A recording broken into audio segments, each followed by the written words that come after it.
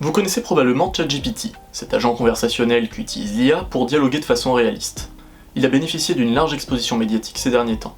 Oui, il y en a même qui l'utilisent pour écrire leurs rapports ou leurs mémoires à leur place.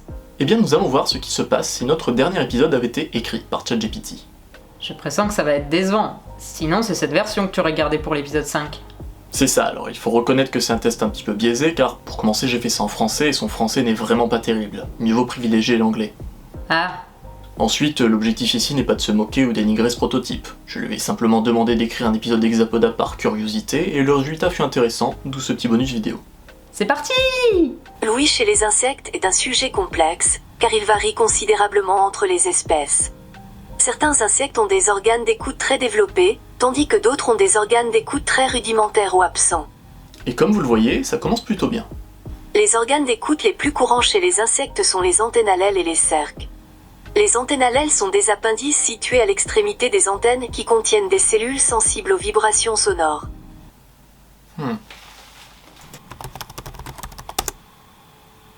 Bon alors, de ce que j'en sais, les antennes à l'aile ça n'existe pas, mais c'est pas la première fois que je vois ChatGPT inventer des trucs.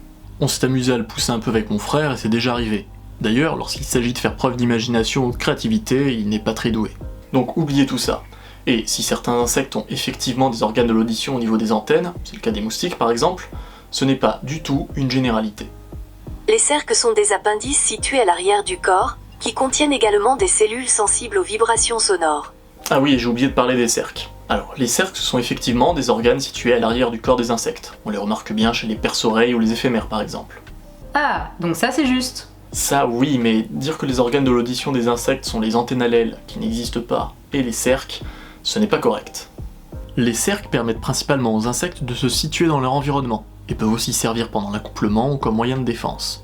Alors oui, les criquets ont des sensiles trichoïdes, des organes auditifs qu'on n'a pas abordés dans Hexapoda, et il y en a sur les cerques ainsi que sur les segments abdominaux et le sternum. Les cerques liés à l'audition, ça existe donc chez les insectes, mais ce sont des cas assez particuliers et surtout ça ne se limite pas aux cerques. D'ailleurs, même chez les criquets, leurs sensiles trichoïdes sont sensibles aux vibrations dont la fréquence va de 4 à 1700 Hz. Leurs organes tympaniques, situés quant à eux de chaque côté du premier tergite abdominal, ont une gamme de fréquences bien plus importante, allant de 200 à 50 000 Hz. Plus large que celle humaine d'ailleurs. Quand on parle de l'ouïe des insectes, les organes tympaniques sont les principaux, même s'il y en a d'autres, comme les organes de Johnson ou les sensiles trichoïdes, qui peuvent jouer un rôle complémentaire, mais pas directement les cerques.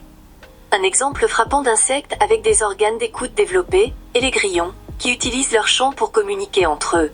Les mâles chantent pour attirer les femelles, et les femelles répondent en utilisant leur ouïe pour localiser les mâles. Les grillons ont des organes d'écoute très sensibles situés sur leurs pattes qui leur permettent de détecter les sons émis par les autres individus de leur espèce. Rien à redire ce coup-ci, ça va, c'est correct.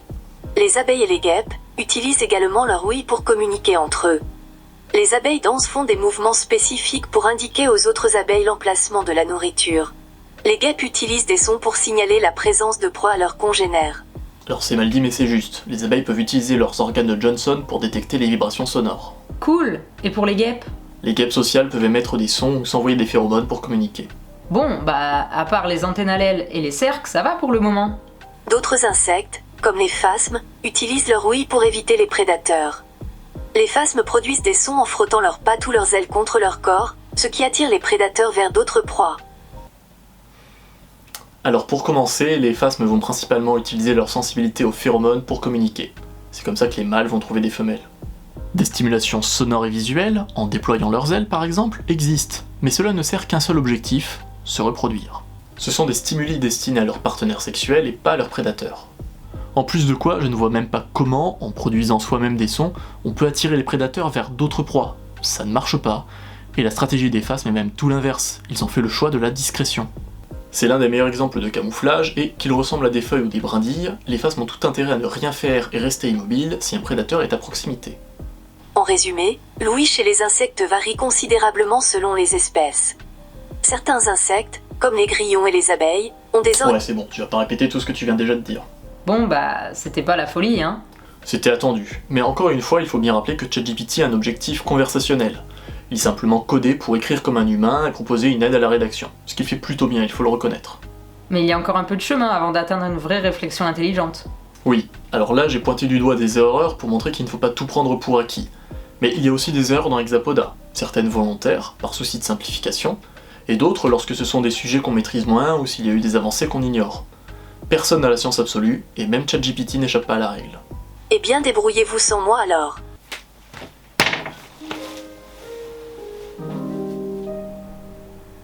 Vous voulez en savoir plus sur Louis des insectes? Allez voir l'épisode 5.